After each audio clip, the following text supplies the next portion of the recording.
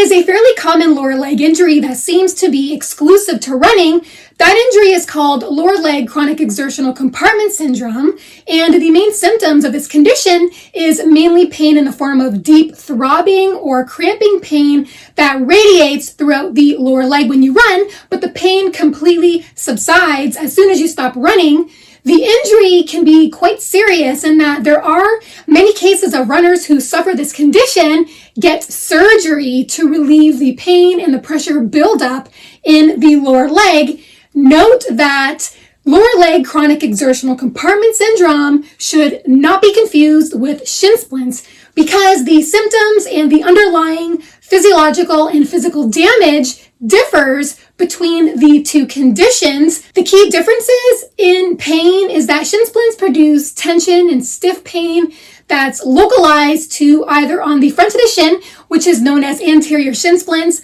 or the inner portion of the shin just above the ankle, which is known as medial shin splints or medial tibial stress syndrome.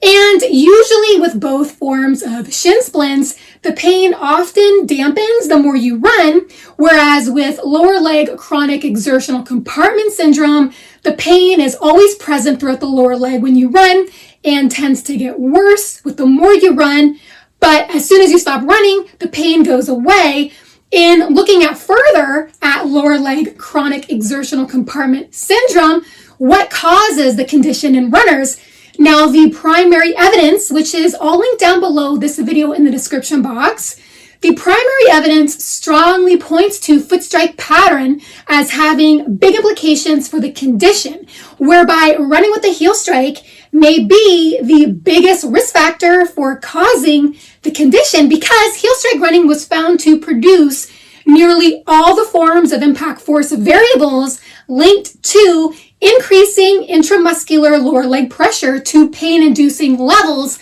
This is what lower leg chronic exertional compartment syndrome is. Essentially, it's when intramuscular lower leg pressure is chronically high, where it exceeds a certain threshold, and out of this, radiating throbbing pain arises throughout the lower leg. In the context of running, the continuous rise in intramuscular lower leg pressure was found to directly stem from certain mechanical components of heel strike running, which I've talked about at length in my other videos, which are also linked down below the video in the description box. But in this video, I'm going to talk about the 3 ways forefoot strike running was consistently found to be one of the, if not the most effective strategy at successfully treating and preventing lower leg chronic exertional compartment syndrome. The first way is when you land with a forefoot strike, you are actually landing on a larger contact area of the foot, and this allows weight shift transfer to be dispersed over a larger surface area on the foot.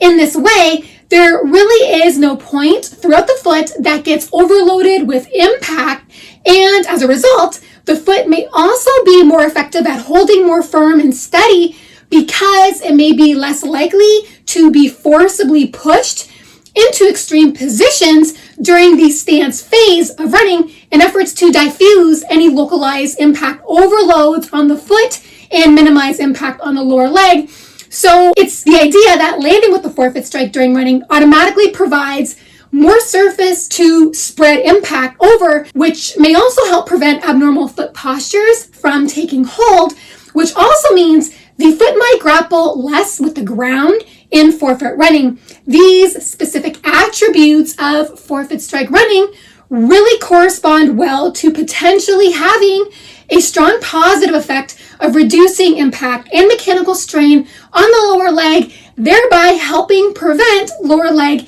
intramuscular compartment pressures from rising to pain-inducing levels. The second way forefoot strike running was found to have a large effect on preventing the condition is that the brake load at touchdown and during the first half of stance in forefoot running persists much less in duration than in heel strike running, and it's this form of impact, a heavy brake force, that is actually one of the leading causes of lower leg chronic exertional compartment syndrome in runners, because the more intensive the brake force and the longer the brake force duration period persists at landing and during the first half of stance, the longer the loading time is on the lower leg, but equally consequential, the longer the duration of the brake force at landing and during the first half of stance unleashes a number of other straining impact force variables that ripples up the lower leg, such as a shock wave, compressive and tensile loading, as well as peak shear stress. These impact forces, along with increases in loading time on the lower leg at touchdown, are considered major risk factors that cause intramuscular lower leg pressure to rise to pain-inducing levels, whereas in forefoot strike running, there's essentially less opposing forces at work on the lower leg because landing on the forefoot requires a plantar flexed foot, which means the front of the foot points down upon and at touchdown. This permits a softer landing than landing heel first during running. The foot doesn't plow into the ground with the same amount of downward force like it does in heel strike running, and this is because forefoot strike running via plantar flexing enables the foot to essentially slide down onto the ground, creating sort of a smoothing effect, which greatly minimizes jarring forces on the lower leg. The third way forefoot running may help prevent lower leg chronic exertional compartment syndrome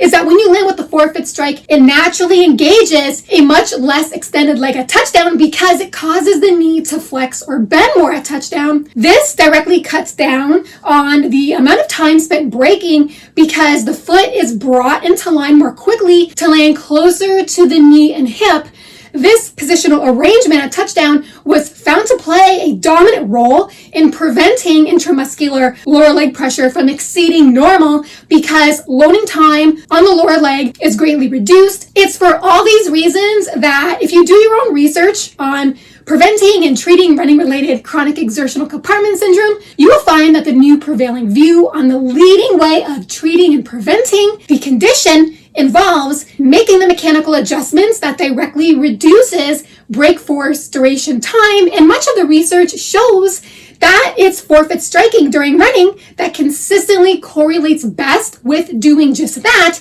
And you'll also find that many of the mechanical components of heel strike running produces all forms of the impacts linked to this condition. I hope you've enjoyed this video. If you did, feel free to hit the thumbs up button as well as the subscribe button if you haven't already, where you will stay more informed on forefoot strike running versus heel strike running. Thank you so much for listening and watching. Have fun out there on the roads and trails. Bye for now.